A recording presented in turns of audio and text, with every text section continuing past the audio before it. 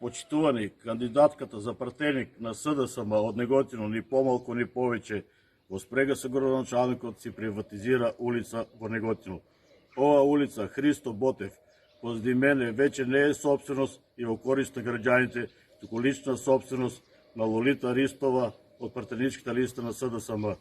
Ја повикуваме антикорупцијска комисија да го истражи овој случај и каква поврзаност има Лолита Ристова со менување на деталниот урбанистички план, со што и се дало можност да приватизира цела улица, кога знаеме дека иста работи во подготовка на планови за локалните региони. Македонската акција МААК ќе поднесе кривична пријава по неколку основи за сторените дела во овој случај со цел заштитување на криминалот и корупцијата на властодржците во Неготино. Почитувани сограѓани, дали ваква личност заслужува да го представува Неготино во Македонското собрание, дали неготинчани ќе подржат криминална личност.